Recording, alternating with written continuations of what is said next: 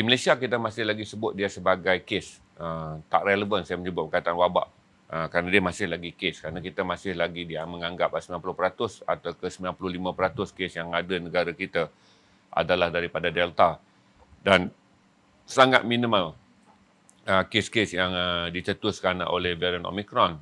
Cuma kita berhati-hati kerana trend Omicron boleh bertukar menjadi drastik daripada kes kepada gelombang dan kemudiannya terus menjadi tsunami, iaitu angka jangkitan yang melebihi 5 kali ganda per harian. Bagi kes-kes ini merujuk kepada data yang berlaku di Amerika Syarikat dan data yang berlaku di Eropah. Tuan-tuan dan puan-puan, semalam saya lengkap booster. Mulai sekarang mereka yang ambil 2 dos tu akan dipanggil prima. Tiada lagi istilah 2 dos. Anda yang lengkap 2 dos akan dipanggil prima, maka mereka yang melengkapi 3 dos akan dipanggil booster. Kemungkinan orang yang 4 dos akan dipanggil sebagai double booster ataupun super booster. Kerana tak mustahil negara akan melalui hingga 5 dos. Di mana jangkaan saya pada tahun ini, kita akan, mereka yang telah menerima 3 dos macam saya bagi tahun ini, kemungkinan pada sebelum Jun saya akan menerima 1 lagi dos. Ketika, kalaulah Omicron menjadi varian terakhir yang bermutasi, berarti Jun adalah dos yang keempat. Tetapi sekiranya Omicron dan juga Delta yang sedang masih lagi memuncak, belum lagi menunjukkan tanda-tanda penurunan yang ketara di negara-negara yang menerima gelombangnya, masih terus memuncak, berarti pada bulan November saya akan menerima dos yang kelima. Ini adalah trend di mana saudara telah melihat apabila Israel memulakan trend suntikan yang keempat dos mereka. Jerman memulakan semalam. Semalam Jerman telah memulakan dos keempat. Saya fikir kata dulu Kanada akan memulakannya dulu. Tapi oleh kerana varian Omicron berjaya dikawal di Kanada, maka dos keempat tidak dilaksanakan di Kanada tetapi dilaksanakan di Jerman. England pada bila-bila masa saja mereka boleh melaksanakan dos yang keempat apabila mereka menyelesaikan booster. Kerana England melancarkan pakej booster yang sama seperti United Kingdom, iaitu booster tidak lagi sahaja diberikan kepada golongan dewasa 18 tahun ke atas, tapi di Amerika booster mula dilancarkan kepada kanak-kanak berusia 13 hingga 15 tahun. Tuan-tuan, mengapa kanak-kanak menjadi tema yang sangat penting dalam tajuk hari ini? Saya sempat menonton laporan penuh keadaan hospital secara spesifik di Amerika dengan merujuk 2 buah hospital, iaitu Washington DC dan sebuah lagi hospital adalah hospital di Houston, di mana kedua-dua hospital ini menunjukkan trend ward pediatrik mereka melimpah melebihi 100%. Berarti berlaku kepanikan di ward pediatrik. Kalau saudara dapat lihat, kalau sekarang ni Afif dapat kejar, yang saya sedang bercakap adalah mengenai isu kanak-kanak dan juga Omicron di London dan juga di Amerika yang paling kronik. Saudara akan dapat melihat bayi yang berusia 2 bulan hinggalah ke jumlah kanak-kanak berusia 5 tahun. 500 orang dimasukkan ke hospital setiap hari. Berarti Omicron, kalau mengikut kata pakar di hospital Houston, ada 2 perkara. Saudara kena ingat, Omicron ada 2 perkara. Ingat ni, satu dia menyebut bahawa hentikan daripada percaya bahawa Omicron tidak berbahaya. Hentikan daripada percaya bahawa Omicron tidak berbahaya. Omicron membunuh mereka yang tidak divaksin dan Omicron membunuh mereka yang tidak dibooster. Berarti mereka yang telah menerima prima pada tarikh yang telah luput 6 bulan selepas menerima dos kedua, mereka adalah golongan yang paling ramai dimasukkan ke ward di Amerika sebagai penyakit yang kritikal. Yang kedua, mereka langsung tidak divaksin. Kerana Amerika memiliki hanya 62% kadar vaksin daripada 326 juta rakyat dia. Berarti hanya 200 juta lebih yang lengkap 2 dos. Tetapi dalam 200 juta lebih, kemungkinan 50% adalah mereka yang telah dianggap prima yang telah pun mati tanpa tarikh tempohnya, iaitu melebihi 6 bulan tetapi tidak disambung oleh suntikan booster. London juga menunjukkan angka yang sama. Apabila varian Omicron melanda, jumlah yang terpaksa dirawat di hospital di London, oleh kerana United Kingdom adalah negara yang mempunyai kadar pemvaksinan yang tinggi, iaitu 70%. Daripada dia 2 kali ganda penduduk Malaysia. Kita hanya 33.4 juta, mereka 67 juta, berarti 2 ganda penduduk di Malaysia. Mereka memiliki 70% rakyat yang telah dibooster, manakala Malaysia yang mereka memiliki 78% rakyat yang telah menerima 2 dos ataupun prima. ataupun dipanggil sebagai gelaran lama tu ada herd immunity. Malaysia ada hampir 78.6% yang menerima lengkap 2 dos. Berarti walaupun mereka 2 kali ganda besarnya, tapi kita mendahului mereka sekitar 9% lebihan rakyat yang telah menerima 2 dos vaksin. Tapi tuan-tuan, dalam senario sekarang, oleh kerana penyakit ini telah berlangsung selama 2 tahun, dan di England, vaksin yang pertama dimulakan pada 15 bulan Disember. Di Malaysia dimulakan pada 15 Disember 2020. Di Malaysia dimulakan pada Februari 2021. Oleh kerana ada julat masa di mana apabila wabak ini diserang oleh kuman Delta, kemudian datang Beta, datang Gamma dan juga datang Lambda, 6 bersaudara tu daripada Amerika Latin. Datang Delta daripada India, datang Alpha daripada United Kingdom.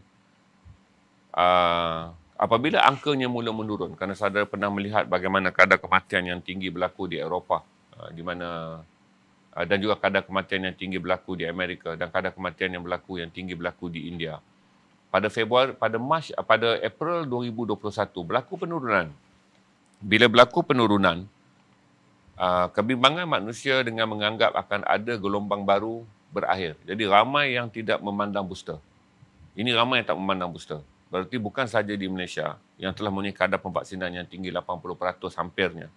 Di Amerika juga rakyatnya ingin menyertai kempen, tetapi oleh kerana Delta telah dianggap menyurut dan telah pun mula menurun, ramai yang tidak mengambil vaksin prima, iaitu 2 dos wajib bagi siri pemvaksinan yang pertama.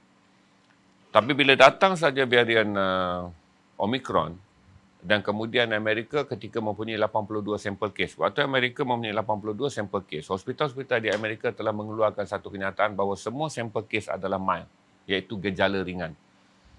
Hinggalah wabak ini mula menular dan menyerang mereka yang langsung tidak divaksin dan mereka yang telah menerima prima tapi tidak di booster. Ini yang menjadikan keadaan Amerika sangat panik. Dan akhirnya tuan-tuan, trend dia berbeza. Daripada awal orang cuba menganggap dia mild, iaitu gejala ringan. Dan yang kedua, orang hanya menganggap virus ini sensitif kepada mereka yang telah dijangkiti.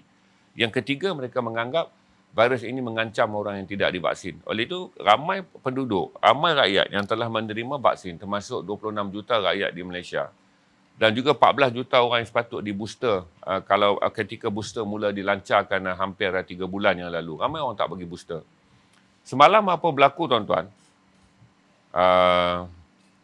Jadual booster saya adalah oleh kerana saya AstraZeneca, saya dijadualkan booster di Aeon di Taman Maluri.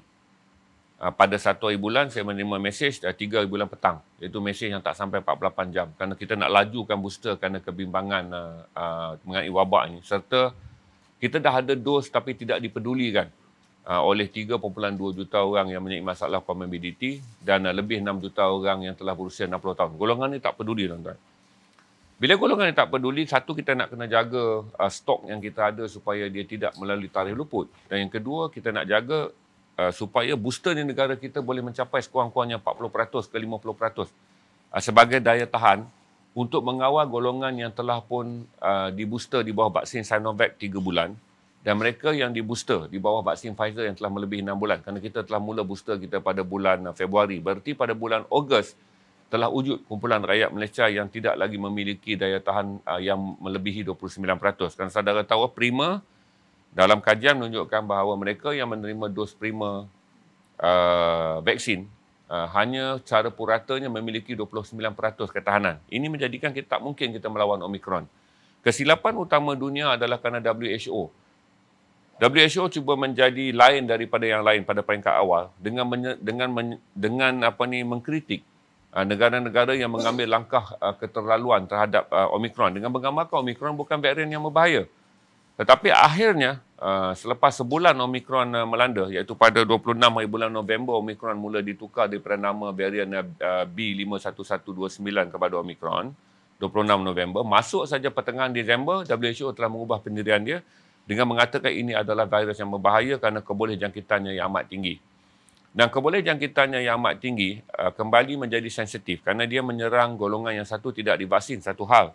Yang kedua, dia menyerang mereka yang telah ada 2 dos tapi telah luput. Itu yang tidak di booster. Dan yang ketiga, dia sensitif dengan menyerang semula tubuh mereka yang pernah kena penyakit COVID-19. Jadi semalam tuan-tuan, dalam tempoh yang panjang kerajaan bagi ruang kepada golongan comorbidity dan juga warga emas berusia 60 tahun untuk ambil vaksin. Ramai yang tak pergi. Tapi semalam tuan-tuan, saya terpaksa menghabiskan 2 jam 38 minit untuk menyelesaikan. Daripada saya sampai, saya scan 2 jam 38 minit. Walaupun saya datang by invitation MySejahtera, iaitu kali pertama saya di booster dulu, untuk ambil booster pertama hanyalah 27 minit. Booster saya yang kedua hanyalah 18 minit. Vaksin saya yang kedua hanyalah 18 minit. Tapi booster makan masa 2 jam setengah. Kerana satu adalah orang mula melimpah ruah. Golongan yang selama ini tidak memperdulikan booster dengan menganggap kata 2 dos vaksin telah mencukupi. Dan kelemahan kita menyalurkan informasi mengenai 2 dos vaksin akan merosot ketahanannya kepada 29% antara 3 ke 6 bulan. Ramai yang menjangkakan mereka boleh menghadapi apa bentuk gelombang Omicron dengan 2 dos yang sedia ada. Tetapi apabila data antarabangsa dan perkongsian maklumat menjadi lebih banyak, menunjukkan bahawa Omicron sudahlah pantas tetapi dia masih boleh berbahaya, terutama kepada kanak-kanak. Jadi ini menjadikan semalam saya pergi warga veteran ramai tuan-tuan. Saya terpaksa menghabiskan banyak masa untuk menulis nama dan juga nombor IC. Mereka yang datang bersendirian kerana tidak ditemani oleh anak. Dan mereka tua tak boleh menulis. Saya terpaksa menjadi perantara jurucakap antara warga emas yang berusia 70, 60 tahun, 80 tahun yang tidak berdaya berbaris. Tetapi tak erti nak berkomunikasi dengan pegawai rela. Jadi kerja tu jadi banyak. Nak dibiar kesian.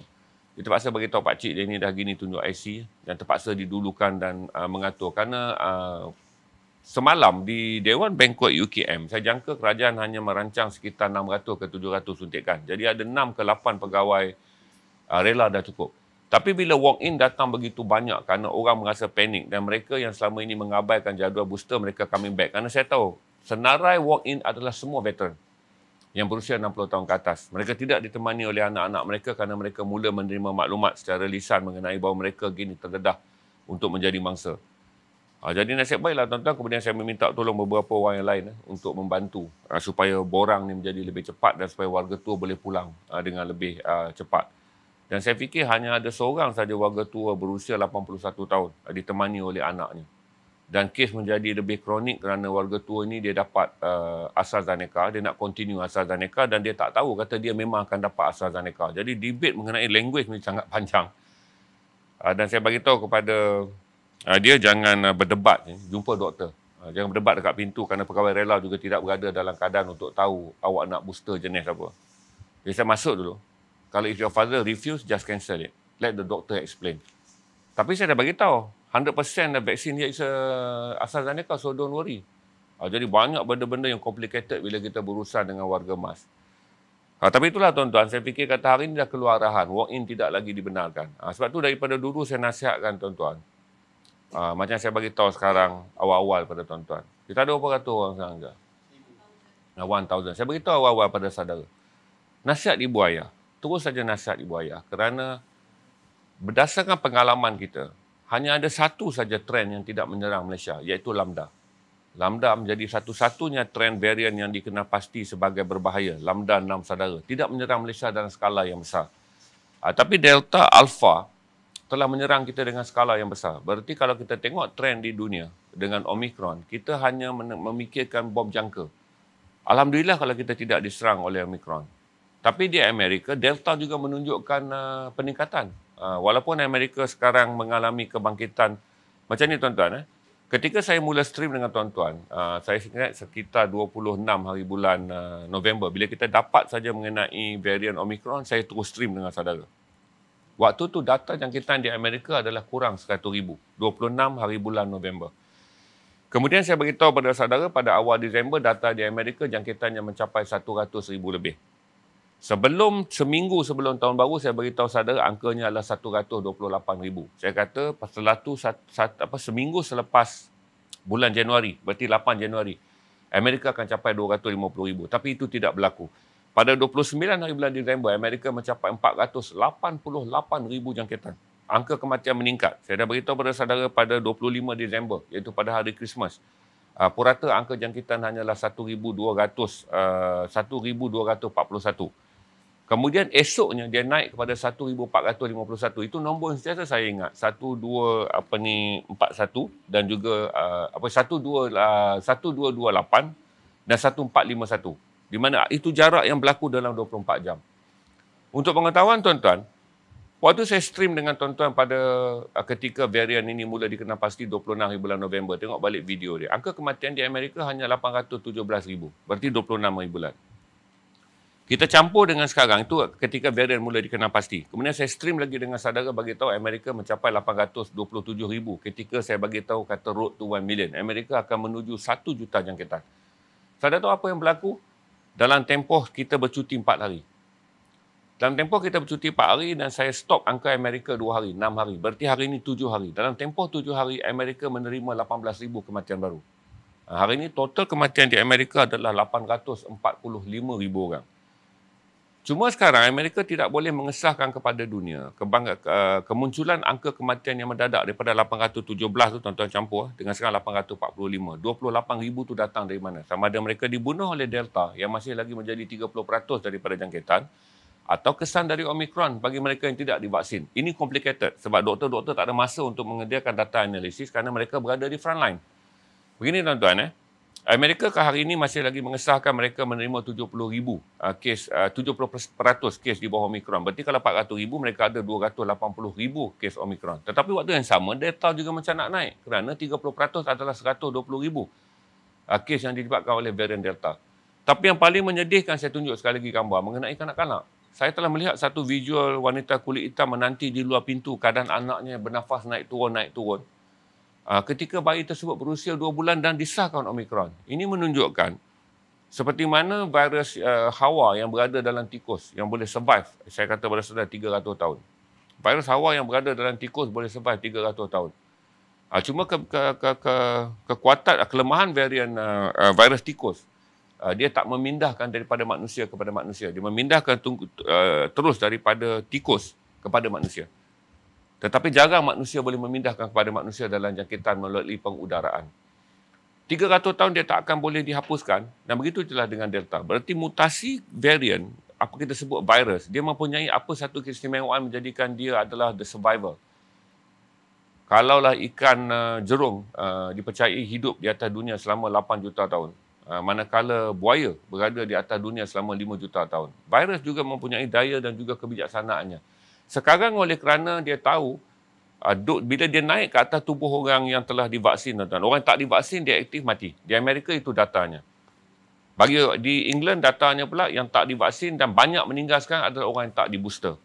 Tetapi tuan-tuan, di tengah-tengah dia menumpang kepada kita golongan dewasa. Di Amerika dia cepat menyergap dan menyerang kanak-kanak. Dan kini dia menjadi perumah yang sangat luar biasa pada kanak-kanak. Kerana satu, data tidak pernah mengkaji apa yang harus kita lakukan pada bayi yang berusia 2 bulan hingga 5 tahun apabila mereka diserang oleh Omicron. Sebab itu di Amerika tiada langkah yang boleh diambil. Sebab Pfizer dan juga Merck yang mengeluarkan antibody dalam bentuk pil yang sekarang digunakan bagi rawatan mereka yang dirawat di Amerika. Pil tersebut tidak pernah dikaji untuk bayi. Dan untuk pengetahuan saudara sekarang, tiada data untuk mengatakan berapa mililiter yang perlu disuntik untuk bayi. Dan bayi tak boleh disuntik ketika 500 orang setiap hari, 500 orang setiap hari, 500 orang setiap hari. Watt di Amerika, saya tengok tadi interview daripada Houston University dan juga Washington DC Hospital. Menunjukkan doktor berada dalam keadaan panik kerana menguruskan pediatrik. Sentimen doktor lebih kepada kanak-kanak kerana mereka tak ada pengalaman dan mereka tak tahu bagaimana mengatasinya. Kanak-kanak hanya diberi bantuan oksigen. Kita ada video tu tak? Ada kita ada video tu. Kanak-kanak hanya diberi bantuan oksigen. Bagi golongan dewasa, sama ada mereka tidak divaksin, kita ada teori iaitu begini Omicron tidak menyebabkan pneumonia. Itu berita baiknya. Dia tak menyebabkan pneumonia. Sindromnya datang 1 dan 2. Tetapi kalau orang itu tidak mengalami pemvaksinan, berarti Omicron akan bekerja sama seperti Delta. Kerana dia adalah 6 kali ganda. Kerana Delta adalah 4 kali ganda. Omicron ni adalah perkahwinan di antara Delta dan Beta. Beta ada 2 kekuatan daripada virus asal yang dikenali di Hubei, di Wuhan dan juga di Hubei. Manakala Delta adalah mutasi varian daripada India. Bila dia mix 2, dia ada 6 kekuatan. Bila dia menyerang orang yang telah divaksin dan telah di-booster lah, macam saya sekarang ni sombong dengan booster, dia mungkin tak berbahaya kepada saya. Tetapi saya kena memastikan saya tidak berada di kalangan kanak-kanak. Kerana di Malaysia yang menerima vaksin setakat ini hanya 12 hingga 17 tahun. Berarti saya akan menjadi pembunuh secara tidak langsung kepada kanak-kanak yang berusia 12 tahun ke bawah yang tidak divaksin. Itulah salah satu sebab, tuan-tuan. Sekarang saya terpaksa mengambil keputusan untuk tidak berada pula di kalangan kanak-kanak. Berarti saya ada trauma macam mana saya pergi bank nak tekan duit, tuan-tuan. Ada satu ibu bawa seorang anak dia. Saya jadi panik dan saya terus cakap pada mak dia. Saya kata, kakak kalau untuk tempat sempit macam ni untuk keluar duit, akak tinggallah jalan anak dalam kereta. Saya kata, kan abang ada tu. Saya explain kat dia dekat pintu tu. Dan dia kata, thank you. Sebab saya mengalami gambar yang saya menonton. Menunjukkan kata, ya, 3 dos, 2 dos. Tak kena dos pun bunga cengkeh ke, tuan-tuan minum air ketum ke, tuan-tuan percaya tuan-tuan kuat. Tetapi tuan-tuan kena ingat, anak tuan-tuan tak minum bunga cengkeh dan anak tuan-tuan tak minum air ketum. Dan di Amerika, 500 kanak-kanak sedang bertarung dengan maut setiap hari. Berarti Amerika telah menerima lebih daripada 10,000 kanak-kanak. Kerana kesnya adalah 500 sehari yang dimasukkan di Houston University dan Washington. Itu yang CNN interview daripada 2 hospital yang paling kritikal. Kita tak tahu keadaan di California kerana California juga adalah sebuah dalam keadaan yang sangat teruk. Apa yang sedang berlaku di University di Los Angeles. Jadi apa yang saya nak kongsi kepada saudara, kita bukan saja cuba berusaha untuk menyelamatkan nyawa kita. Kerana kita bimbang Omicron datang dan kita menjadi pembunuh senyap kepada kanak-kanak.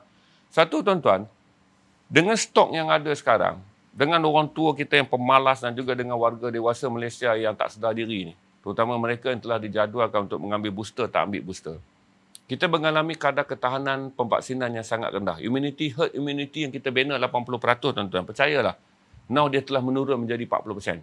Kerana mereka yang telah disuntik pada Februari, Mac dan April, yang telah melepasi tarikh luput dia. Berarti pada Ogos tu tarikh luput dah ramai. Ogos bawa ke November, tarikh luput dah ramai. Masuk Disember, tarikh luput dah ramai. Berarti sebenarnya, walaupun kita telah mencapai herd immunity dalam 2 dos, yang kita panggil prima 80%, tetapi kekuatan sebenar kita hanyalah 40%. Iaitu mereka yang telah divaksin dalam tempoh 2 bulan, tambah lagi sekarang, orang yang baru ambil vaksin booster, hari ini telah mencapai 6.6 juta orang. Daripada saya stream, saya mungut. Kenapa kerajaan target 14 juta? Malaysia hanya baru mencapai 5.76 juta, iaitu 16% lebih. Hari ini kita telah mencapai 20% lebih. Tuan-tuan dan perempuan, saya merayu pada tuan-tuan dan perempuan. Sebelum kita melihat gejala buruk berlaku di Amerika apabila Omicron melanda kanak-kanak dan dia menjadi varian yang sama bahaya macam Delta melanda orang dewasa. Pujuk diri anda. Pujuk orang tua anda untuk booster. Saya percaya bahawa semalam adalah rekod. Patutlah saya pergi lama, tuan-tuan. Semalam adalah rekod di mana daripada 208,000 suntikan semalam, 201,000 suntikan adalah booster. Orang telah mula kelang kabut pergi kepada booster. Saya minta Afif ulang lagi video kanak-kanak tu. Ini adalah fenomena yang sebenarnya tak boleh ditangani oleh sebuah negara yang paling maju dalam dunia perubatan. Pertama, tuan-tuan, Amerika lah yang mengeluarkan Pfizer. Ketika orang lain belum lagi mengeluarkan pil antibody, iaitu dulu kita duk bising, ivermectin. Sekarang Amerika telah mengeluarkan pil di mana mereka yang disahkan kena COVID-19 tak lagi tunggu, kemudian diberi oksigen, kemudian ditidurkan. Semua orang dah dapat pil antibody. Keluaran daripada Pfizer dan keluaran daripada Merck. Tetapi dia tidak berfungsi kepada kanak-kanak. Ini yang 500 kanak-kanak. Saya fikir kata Amerika akan diancam wabak yang sangat besar. Sebab itu hari ini CNN memperdebatkan keputusan Mayor New York City. Apabila Mayor New York City mengatakan sistem persekolahan yang bermula sekarang akan diteruskan. Dia menjadi sentimen yang sangat pelik. Kerana di Washington DC dan juga di Houston, 2 bandar besar yang dengan 2 hospital yang sekarang kritikal dengan menerima kanak-kanak. Dan total kanak-kanak di Amerika yang masuk ke hospital kerana berada dalam keadaan kritikal kerana Omicron ada 500 kes hari. Angka ini akan meningkat. Pasti akan meningkat kerana varian Omicron dah tahu dia harus park di mana. Dia harus park kepada 3 tempat saja. Pertama, masuk dan test. Orang yang dah ada booster walk out. You pergi kepada orang yang telah ada prima tetapi outdated, iaitu melebihi daripada tempoh 6 bulan kerana mereka menggunakan Pfizer dan juga AstraZeneca. Mereka menggunakan Moderna AS dan mereka juga menggunakan Johnson & Johnson yang dianggap antara vaksin yang terbaik. Dia serang orang ni. Yang ketiga, satu, serang mereka yang tak divaksin, anda boleh membunuh mereka. Kedua, serang mereka yang telah di prima tetapi tidak di booster melebihi 6 bulan. Yang ketiga adalah kanak-kanak. Yang menjadikan dunia panik sekarang tuan-tuan, selama varian ini menyerang dunia selama 24 bulan, dunia tidak pernah membuat analisis apa yang patut dilakukan sekiranya varian ini menyerang kanak-kanak berusia semuda 2 bulan sampai 5 tahun. Kerana fokus virus yang dahulu, daripada yang mula-mula di Hubei dan yang mula di Wuhan, kemudian dia naik kepada double varian yang dikenali sebagai B1153, kita pun pernah ada. Kemudian dia dikenali sebagai alpha, beta, gamma segala tu. Sampailah dia datang dalam bentuk delta, iaitu varian yang paling agresif. Varian-varian ini tidak mencari kanak-kanak. Tidak mencari kanak-kanak. Itu yang menjadikan berita buruknya. Berita baiknya adalah varian ini tidak menyebabkan pneumonia. Dia menyerang 1 dan 2. Berarti penduduk yang bagi mereka yang dah ada 2 dos vaksin, anda mungkin kena tapi gejala anda berat. Bagi mereka yang di booster, anda kena. Kena tetap akan kena positif tapi dalam keadaan yang sangat terkawal. Tetapi bagaimana kena pada kanak-kanak? Kita boleh saja melancarkan booster cepat. Sebab warga emas kita pemalas, comorbidity kita pemalas. Jadi oleh sepatutnya kita dah capai 14 juta suntikan tapi kita baru saja mencapai 6.6 juta. Dengan penyertaan golongan proaktif yang sekarang ni dah pergi boosting, kita mula berfikir, tiada langkah untuk menyelamatkan bayi dan juga kanak-kanak berusia 5 tahun.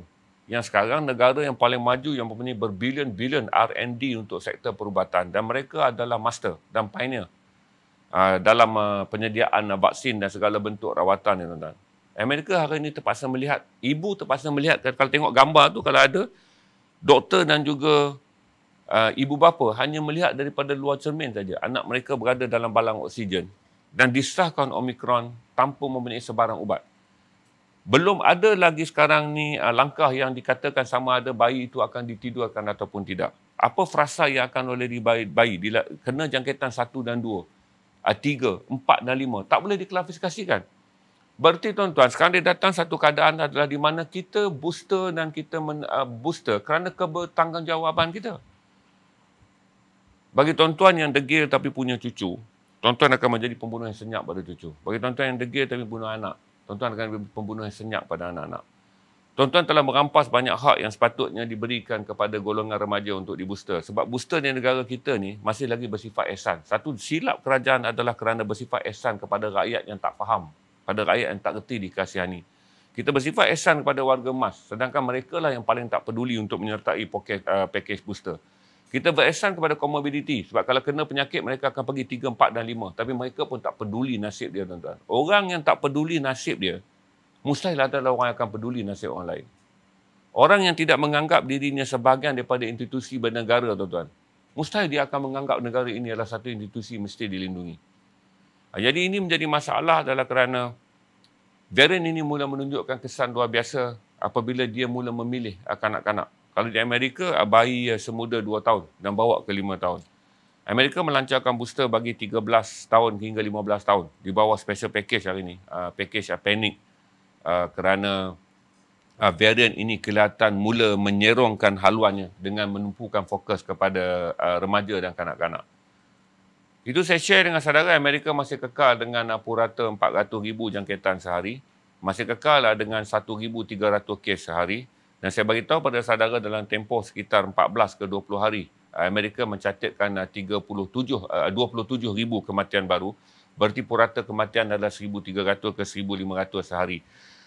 Amerika dengan 400,000 kes, Perancis telah mencapai angka tertinggi 240,000 walaupun data lain menunjukkan 288,000. Perancis boleh mengawal keadaannya sekarang pada purata 100,000 lebih kes. Semalam katanya hanya 58,000. United Kingdom masih lagi tak boleh mengawal. Di mana United Kingdom hari ini adalah 157,000. Iaitu sebelum tahun baru United Kingdom berada pada range 128,000. Tetapi 4 hari pertama ni range jangkitannya adalah 157,000 kes. India juga menunjukkan peningkatan luar biasa walaupun bermula di Delhi. India hanya memiliki 900 lebih kes. Dengan 13,000 adalah kes penuh. Tapi 900 saja jujukan Genome dia menunjukkan varian Omicron. Tapi India hari ini adalah 33,000 kes. Kalau dulu Delhi menjadi bandar yang paling berbahaya dengan purata jangkitan yang tinggi, tapi hari ini daripada 33,000 kes di seluruh India, Bombay telah bertukar 2 kali ganda lebih berbahaya pada Delhi. Bombay menerima purata 8,000 kes lebih sehari hari ini, berbanding Delhi hanya 4,000 lebih. Bombay boleh dipahamilah akan menjadi daerah neraka ataupun wabak maut kalau saudara tahu bahawa Slumdog Millionaire tu adalah gambaran bagaimana orang Bombay hidup. Sebab itulah kita bimbang sekiranya penyakit ini juga sampai di negara-negara miskin di Asia Tenggara yang mempunyai kepadatan penduduk luar biasa. Maaf kalau saya sebut bukan negara miskin, negara yang mempunyai kepadatan penduduk luar biasa, terutama sekiranya dia datang ke Kuala Lumpur, dia datang ke Jakarta, dia datang ke bandar seperti Manila dan dia datang ke bandar seperti Bangkok. Buat masa ini negara-negara ASEAN masih lagi belum mengisytiharkannya sebagai kes genting, walaupun Singapura dengan jumlah penduduk yang paling kecil tetapi mempunyai herd immunity yang tinggi 84% kerana Singapura juga menyuntik kanak-kanak berusia 5 hingga 11 tahun dalam package herd immunity. Tetapi saya ingatkan pada saudara, era herd immunity sudah berakhir. Apabila varian ini berada 2 tahun di dalam kelompok manusia dan vaksin telah diperkenalkan lebih setahun, mereka yang menerima vaksin lebih daripada 3 bulan daripada suntikan kedua prima, anda sudah tidak relevan. Kita memerlukan booster. Bagi mereka yang sepele, yang selalu memperlekeh berapa kali nak suntik, kita tak akan dapat lari daripada mentaliti Melayu yang macam ni, tuan-tuan. Melayu yang kita panggil, dia nak semua result adalah kun fayakun. Dia kata jadi, jadilah. Sedangkan kun fayakun hanyalah kata-kata Allah. Maka Allah kata jadi, maka jadilah. Tapi buat masa sekarang, tuan-tuan, saya suka mengingatkan tuan-tuan tentang ketabahan dan kesabaran kita semua, terutama apa yang kita sebut cancer survivor. Ujian pertama mengenai kanser dijalankan secara besar-besaran pada tahun 40-an. Program kanser bila kena tu kita buat apa? Kita masuk ke apa? Kemoterapi. Kajian mengenai kanser, kalau saudara baca, dibuat pada tahun 1940-an. Kemoterapi pertama diperkenalkan pada tahun 1956. Tapi tuan-tuan, kanser, kadar kematiannya kekal tinggi. Walaupun dari segi kos kajian R&D, pembangunan ubat kanser lah yang menelan berbilion-bilion, melangkaui daripada kos yang pernah digunakan untuk penyakit jantung dan kos yang pernah digunakan untuk penyakit 3 serangkai, iaitu buah pinggang dan juga kencing manis. Tapi kanser hingga sekarang, tuan-tuan, mempunyai purata sembuh yang sangat rendah. Tetapi manusia terus berusaha dan berusaha, tuan-tuan. Kerana dalam hidup, bagi bangsa yang percaya bahawa menyampaikan sesuatu ataupun mengusahakan sesuatu dalam rawatan kesihatan, yang terbaik adalah istiqamah. Maka tu waktu ini saya bertanya pada tuan-tuan, adalah istiqamah. Berarti saya bersedia untuk lalu 5 vaksin kerana saya percaya daripada gabungan maklumat yang saya ada, saya percaya bahawa Omicron akan memuncak dan hanya akan mula menunjukkan tanda-tanda penurunan pada April. Berarti kita akan melalui tempoh yang sangat dahsyat. Sama ada ketika dia memuncak sampai Mac, dia juga akan menjadi sebahagian wabak di Malaysia, hanya Allah yang maha mengetahui. Tetapi secara sainsnya, dalam tempoh sebulan, dia gagal menembus masuk ke Asia. Berarti Asia hanya menerima tempias. Kita tak boleh declare wabak. Asia kita masih lagi diancam oleh Delta. Tetapi dia berjaya menembus kebanyakan negara-negara seperti Jerman, Perancis, Itali, United Kingdom dan Amerika sebagai wabak bergabung, iaitu dengan Delta yang telah menyerang dan juga kemudian datang juga Omicron. Omicron menjalankan tugas yang lebih mudah kerana apabila sektor kesihatan gagal memberi perlindungan yang lebih banyak kerana kelumpuhan sistem, berarti Omicron yang berada dalam tubuh orang yang tidak dirawat berpeluang untuk mendapat mutasi yang lebih banyak. Berarti apabila Omicron melanda negara-negara yang telah divaksin, mutasi yang dilakukannya adalah lebih advance berbanding ketika dia berada di Afrika Selatan. Dia menyerang kebanyakan orang yang tidak divaksin. Dia mutant dan mencapai 6 kekuatan. Apabila dia berpindah ke negara-negara di mana mereka telah menerima prima 2 dos vaksin dan mereka yang telah menerima booster, varian ini akan mula bermutasi secara lebih proaktif kerana dia berada di atas tubuh yang dianggap paling prominent. Berarti kalau varian ini berjaya menembusi vaksin yang sedia ada, dunia akan mengalami satu lagi bencana baru yang dijangka apabila apabila Omicron mula menurun. Dan sekiranya ada kelompok yang telah berjaya menjadi perumah hingga varian ini menghasilkan varian baru, berarti kita akan melonjak semula kepada Jun. Di mana negara yang akan berjaya memutasikan varian Omicron sebagai varian baru dan kemudian mengancam dunia, hanya Allah yang mengetahui. Tetapi berdasarkan trend varian-varian yang sedia ada, tidak ada varian yang tidak bermutasi. Tidak ada varian yang dia wujud kemudian dia pergi begitu saja. Setiap varian mempunyai survival power. kuasa survival. Sama ada dia menyendiri ataupun dia masuk ke satu tubuh yang telah ada varian yang lain kemudian dia bermutasi. Seperti mana saya bagi tahu pada anda, Beta berasal daripada Afrika, Delta berasal daripada India. Varian ini bertemu di Botswana dan mereka berkombinasi dan kemudiannya disahkan di Afrika Selatan sebagai Omicron. Berarti dua varian yang datang daripada dua benua yang jaraknya sangat jauh, iaitu satu daripada benua Amerika Latin dan satu daripada benua Afrika dan satu daripada India. Bagaimana mereka boleh berkompromi dan menghasilkan varian yang hari ini dianggap 10 kali ganda paling pantas jangkitannya. Berita baiknya dia tidak menghasilkan pneumonia.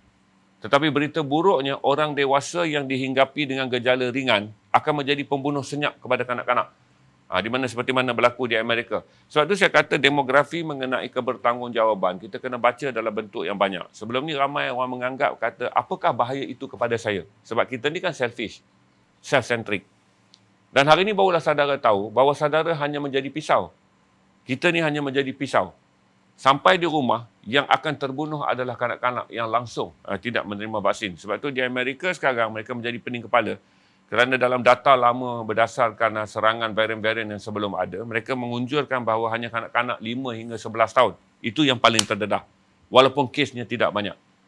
Mereka telah memula menyuntik. Walaupun kesnya tak banyak, waktu vaksin ini diperkenalkan kepada remaja 12 hingga 17 tahun, dia masih dianggap prevention, vaksin pencegahan. Kerana data menunjukkan tidak ramai remaja yang diserang kerana dia lebih menyerang orang dewasa. Kita ambil prevention. Tapi kali ini tuan-tuan tak sempat prevention. Omicron telah menyerang kanak-kanak. Walaupun ke atas tubuh orang dewasa yang telah divaksin, dia masih boleh menyebabkan gejala ringan. Tetapi dia menjadi pembunuh kepada kanak-kanak. Itu saya share dengan saudara hari ini. Berhentilah daripada selfish, berhentilah daripada menunggang agama. Saya bagi tahu pada saudara terang-terang, teori anti-vaksin tak pernah datang daripada Islam. Saya bagi tahu pada saudara, teori-teori konspirasi adalah datang daripada kumpulan sekular kiri. Mereka berada dalam kelompok sekular. Sekular. Kerana sekular juga mencipta perkara-perkara yang bersifat anti Tuhan. Tuan-tuan kena ingat tu tuan-tuan. Tuan-tuan berada dalam jujukan mana tuan-tuan mengambil satu-satu fikiran. Sekular, apa itu sekular? Sekular adalah sistem di mana dunia manusia dibentuk dengan mengasingkan agama, budaya dan bangsa sebagai sebahagian daripada pembentukan negara bangsa. Itu dipanggil sekular. Sekular itu apa tuan-tuan? Sekular itu adalah mass driven. Sesuatu yang digerakkan oleh masa, kuasa masyarakat yang menentukannya. Sama ada kalau masyarakat mahukan ekonomi, maka sekular akan menjuruskan satu pandangan pada ekonomi. Kalau masyarakat itu mahukan sains, maka dia pergi kepada sains. Dalam golongan sekular lah tuan-tuan, wujud kumpulan-kumpulan sekular yang anti kepada establishment sekular. Termasuk establishment sekular dalam sektor kesihatan, termasuk establishment sekular dalam sektor pendidikan, termasuk establishment sekular dalam sektor politik.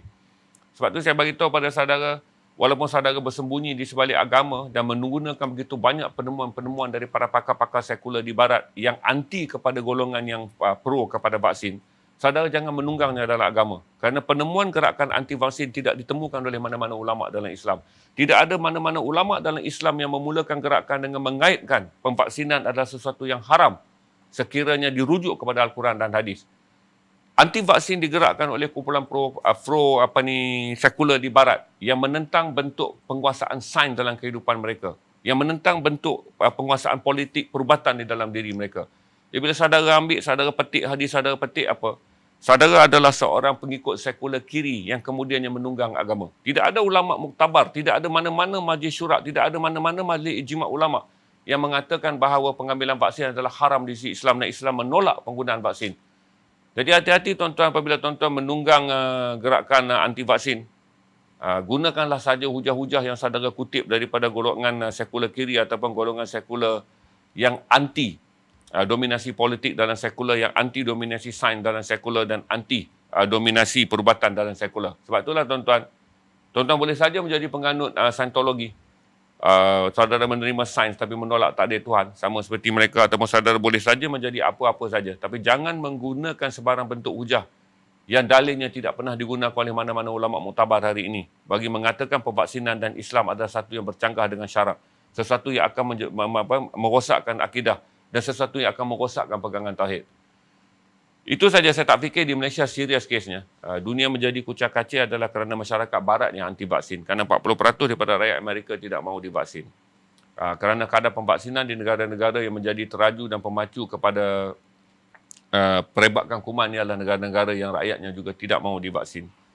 Nah, selebihnya dia menjadi lebih malang kerana kita mempunyai kemewahan vaksin tetapi orang kita tak mahu divaksin berbanding dengan demand dan kehendak orang India divaksin, demand dan kehendak orang yang berada di Afrika yang dahagakan vaksin, demand kehendak di Afrika, tuan-tuan, total daripada seluruh benua Afrika. Afrika Selatan negara yang paling maju dengan 21% rakyatnya telah divaksin. Tetapi keseluruhan populasi Afrika hanya 7% saja penduduk Afrika yang menerima vaksin. Tapi hari ini, tuan-tuan, kita vaksin berada di tempat yang telah dialamatkan oleh MySejahtera. Tapi saudara tidak mahu divaksin. Saya cuma nak pesan saja supaya satu hari bukanlah saudara orang yang menangis. Apabila cucu, anak, adik saudara atau sesiapa saja tetangga saudara menjadi korban Omicron kerana saudara adalah orang yang mengelak untuk di-booster. Itu saja saya bercakapkan pada fakta. Saudara boleh rujuk semua fakta ni dengan Google je, menunjukkan bagaimana kanak-kanak yang dilanda Omicron di Amerika meningkat pada 500 kes sehari. Amerika mengalami kejutan luar biasa kerana hospital yang ada di Amerika tidak pernah menjangkakan skala kemasukan kanak-kanak ke ward pediatrik akan begini banyak. Berarti Amerika sedang mengubah suai banyak kedudukan hospital mereka. Selain mereka terpaksa menerima 100,000 pesakit sehari. Ini pun susah nak dipikir, tuan-tuan. 100,000 pesakit sehari. Di mana kebanyakannya adalah Delta. Mana kalau Omicron boleh buat pengasingan. Tetapi pengasingan Omicron pula kalau tak dipatuhi dia membahayakan. Kita akan masuk minggu persekolah mingguan minggu depan. Berarti kita berharap anak-anak kita yang ke sekolah. Sekolah penting, tuan-tuan. Saya tak menentang persekolahan dibuka pada minggu depan kerana kajian juga membuktikan bahawa kanak-kanak akan mengalami gangguan ritma pembesaran dalam tempoh 2 tahun sekiranya mereka hidup dalam ketakutan, mereka hidup dalam kebimbangan dan tidak mendapat pergaulan dan juga pendidikan yang normal di sekolah. Kita sendiri pun, tuan-tuan. Tuan-tuan sendiri pun mengalami gangguan ritma kehidupan dalam tempoh 2 tahun ni apabila keadaan politik, keadaan ekonomi yang cacah marba bercampur pula dengan serangan wabak COVID yang menimbulkan fobia dan juga tekanan kepada kita secara ekonomi, secara sosial dan juga secara emosi. Apatah lagi kanak-kanak.